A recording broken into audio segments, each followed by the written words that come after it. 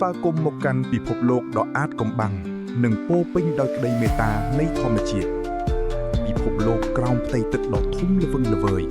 ដែលពន្លឺព្រះអាទិត្យចាំងឆ្លុះបង្កើតជាពន្លឺពណ៌ខៀវស្រងាត់នៅពេលដែលយើងនិយាយអំពីការធ្វើកសិកម្មរូបភាពដំបូងដែលលេចឡើងក្នុងចិត្តរបស់យើងគឺរូបភាពកសិករកំពុងដាំដុះនៅលើដីគោកប៉ុន្តែនៅថ្ងៃនេះយើងនឹងនាំលោកអ្នកទៅជួបនឹងរឿងរ៉ាវដ៏អស្ចារ្យមួយនៃសត្វមានជីវិតតូចល្អិត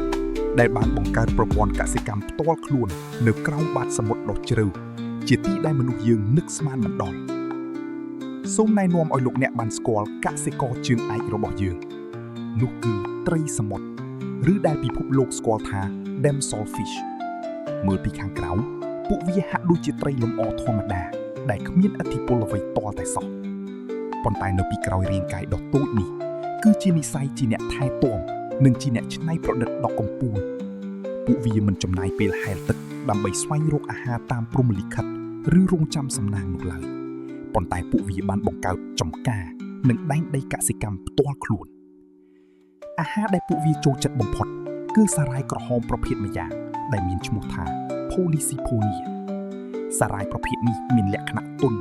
ងាយស្រួលរំលាយនិងមានសារធាតុចិញ្ចឹមខ្ពស់សម្រាប់ពួកវាដើម្បីឲ្យបានញ៉ាំរបស់ដែលឆ្ងាញ់និងមានសុវត្ថិភាពត្រីដំរីសមុទ្រត្រូវដើរតួជាកសិករដ៏ឧស្សាហ៍ព្យាយាមដែលមានកិច្ចការប្រចាំថ្ងៃយ៉ាងលម្អិតទៅ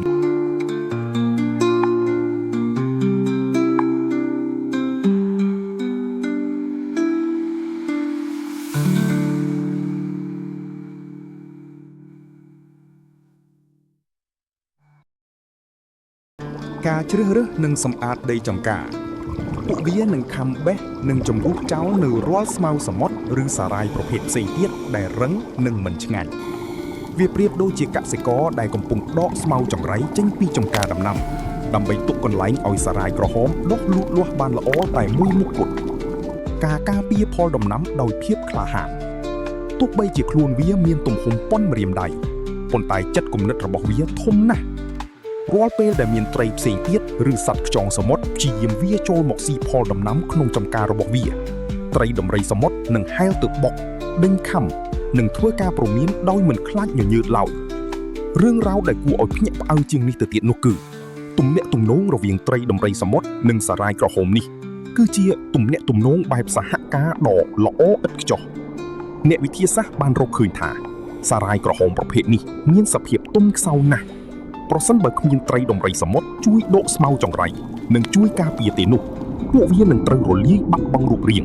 ឬត្រូវសត្វដទៃស៊ីរហូតដល់ផុតពូជជាមិនខាន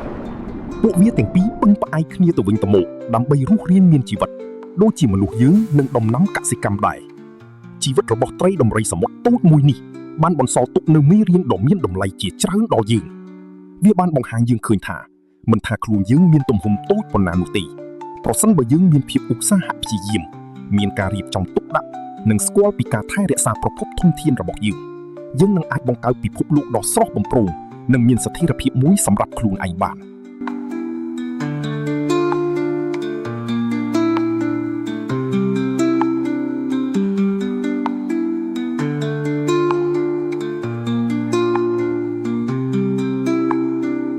ជាទីបញ្ចប់នេះយើងខ្ញុំសូមថ្លែងអំណរគុណយ៉ាងជ្រាលជ្រៅនិងស្មោះស្ម័គ្របំផុតចំពោះលោកអ្នកដែលបានចំណាយពេលវេលាដ៏មានតម្លៃក្នុងការតាមដានទស្សនាសារដីដ៏ខ្លីមួយនេះសង្ឃឹមថារឿងរ៉ាវនៃកសិករតូចក្រោមបាតសមុទ្រនឹងនាំមកនូវស្នាមញញឹមនិងកម្លាំងចិត្តដល់លោកអ្នកក្នុងថ្ងៃនេះសូមជូនពរឲ្យលោកអ្នកនិងក្រុមគ្រួសារជួបប្រទះតែសេចក្តីសុខសេចក្តីចម្រើន